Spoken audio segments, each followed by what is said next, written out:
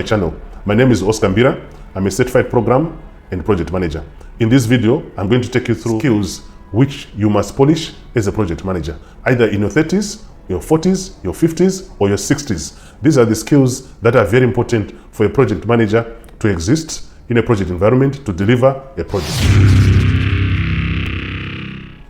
So skill number one, you should have ability to invest in yourself as a project manager.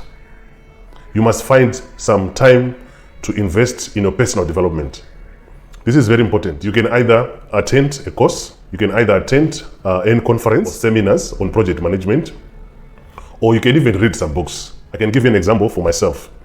I always make sure that per each month or maximum 2 months, I go through some reading of books, especially on project management, on leadership and strategic management.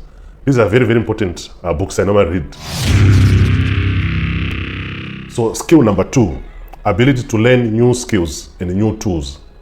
In this day and age, there are so many new and old tools coming out, new tools coming in. So as a project manager, it's very important for you to learn these skills. It's good for your career.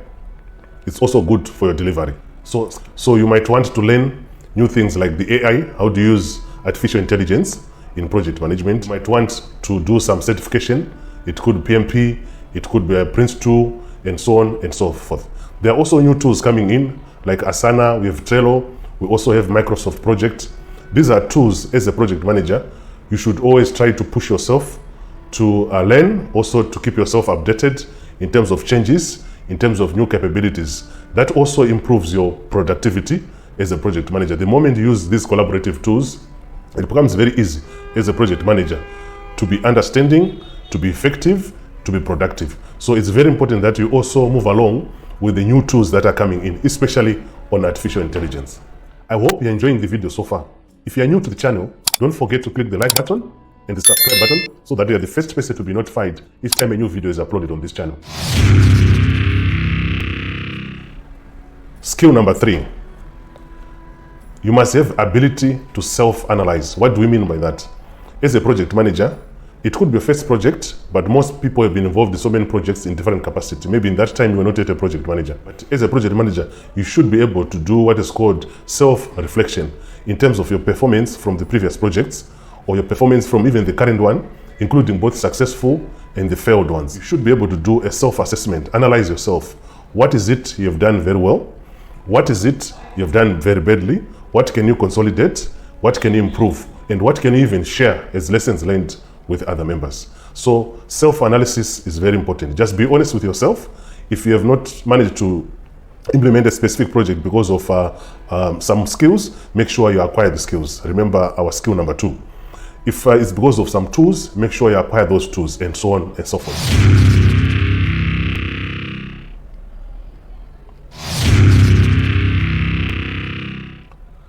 Skill number five, ability to stay positive and optimistic.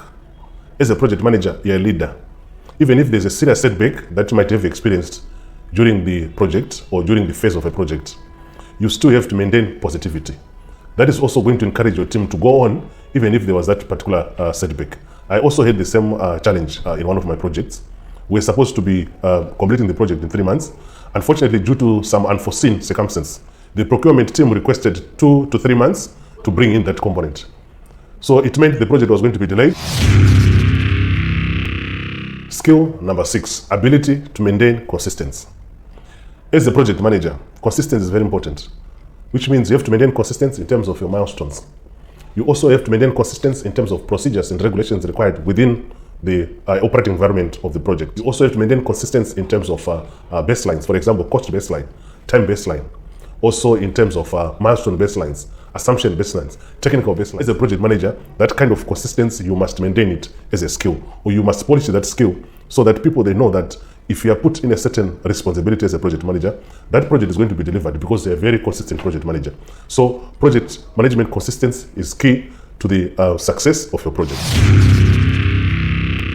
Ability to keep trying even if you have failed before.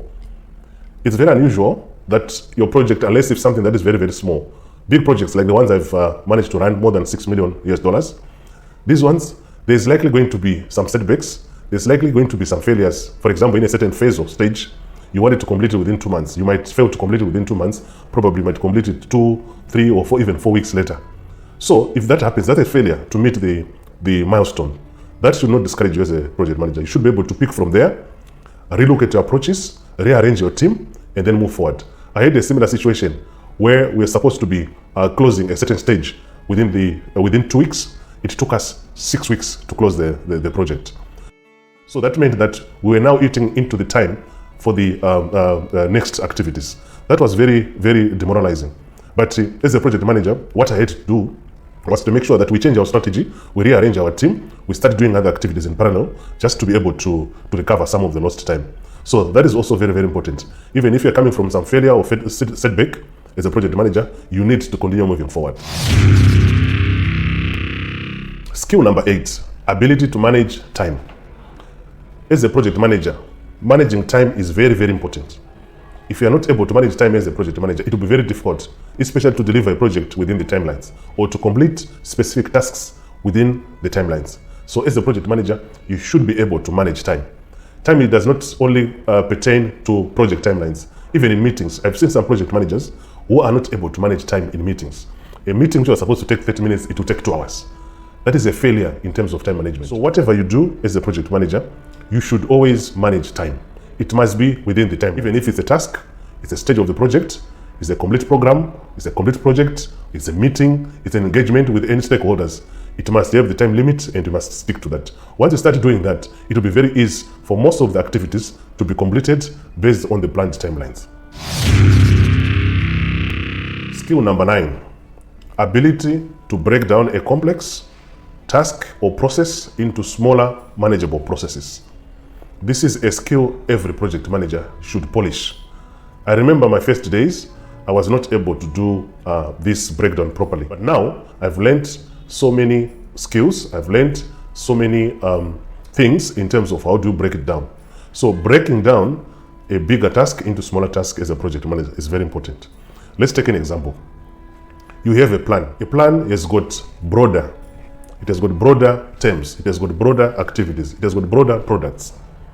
So how do you make sure that you attain the required quantity and quality? How do you make sure that you deliver the product based on what the user is expecting? So the best way is to break down the tasks into smaller units. It becomes easy to allocate time. It becomes easy even to allocate responsibility. So a project manager should be able to break down a complex task into smaller tasks. We normally experience this when you're doing project planning. There's no way you can just start a project with only one big task and then you expect it to be completed. But you have to go inside each and every task, break it down further until the smallest unit, which you can assign timeline, which you can also assign responsibility. So the ability to break down a task into smaller tasks is very important for a project manager. It's a skill that you have to start. It's a skill that you have to polish.